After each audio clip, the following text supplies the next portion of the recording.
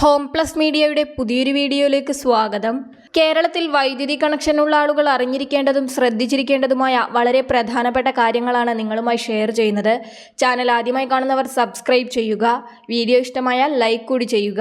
ചൂട് കൂടിയതോടെ സംസ്ഥാനത്തെ ഓരോ വീടുകളിലെയും വൈദ്യുതി ഉപയോഗവും കൂടിയിരിക്കുകയാണ്. ഫാനും AC-യും ഫ്രിഡ്ജുമെല്ലാം കടുത്ത ചൂടിൽ നിന്ന് രക്ഷപ്പെടാൻ ആളുകൾ ഇപ്പോൾ കൂടുതലായി ഉപയോഗിക്കുന്ന സ്ഥിതിവിശേഷമാണ്. അതിനാൽ തന്നെ സംസ്ഥാനത്തെ വൈദ്യുതി ഉപയോഗം ക്രമാതീതമായി വർദ്ധിച്ചുകൊണ്ടിരിക്കുകയാണ്.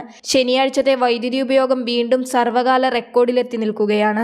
108.22 കോടി യൂണിറ്റ് വൈദ്യുതിയാണ് ശനിയാഴ്ച കേരളം ഉപയോഗിച്ചത്. ഏപ്രിൽ 5-ന് 5353 മെഗാവാട്ടായിരുന്നു നമ്മുടെ ആകെ ആവശ്യകത.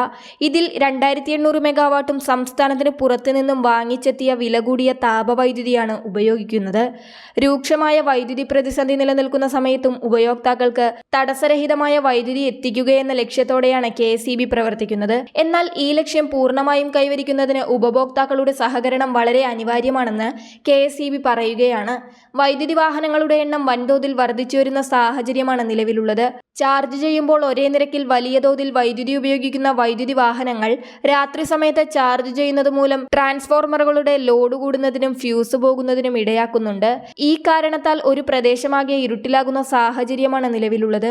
വൈദ്യുതി വാഹനങ്ങളുടെ ചാർജിംഗ് രാത്രി 12-ന് ശേഷമോ പകലോ ക്രമീകരിക്കണമെന്നാണ് KEB പറയുന്നത്. ഇത് വാഹനങ്ങളുടെ ബാറ്ററിയുടെ ദീർഘായുസിന് ഉത്തമമാകുമെന്നും KEB സൂചിപ്പിക്കുന്നു. വൈകിട്ട് 6 മുതൽ 12 വരെയുള്ള സമയത്ത് അത്യാവശ്യമല്ലാത്ത എല്ലാ വൈദ്യുതി ഉപകരണങ്ങളും ഓഫ് ചെയ്തും മാറ്റിവെക്കാവുന്ന പ്രവർത്തനങ്ങൾ പകൽ സമയത്തേക്ക് പുനർക്രമീകരിച്ചും ഓട്ടോമാറ്റിക് പമ്പ് സെറ്റുകളുടെ പ്രവർത്തനം ഓഫ് ചെയ്തും സഹകരിക്കണമെന്നാണ് KEB പറയുന്നത്.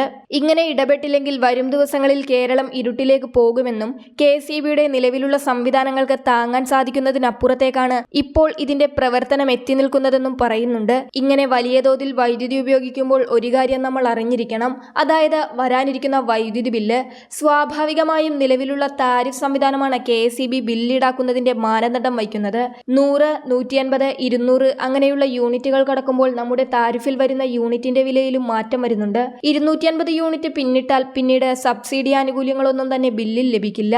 അങ്ങനെ വരുമ്പോൾ നമ്മൾ വിചാരിക്കുന്നതിനേക്കാൾ വലിയ ചാർജാണ് അടുത്ത മാസത്തോടുകൂടി ഓരോ വീട്ടിലും നമ്മെ തേടിയെത്താനിരിക്കുന്നത്. അക്കാര്യത്തെക്കുറിച്ച് KEB മുന്നറിയിപ്പ് നൽകിയില്ലെങ്കിൽ പോലും ഇപ്പോൾ കേരളം കണ്ടതിൽ വെച്ച് ഏറ്റവും വലിയ വൈദ്യുതിയുടെ ഉപയോഗമാണ് നടക്കുന്നത്.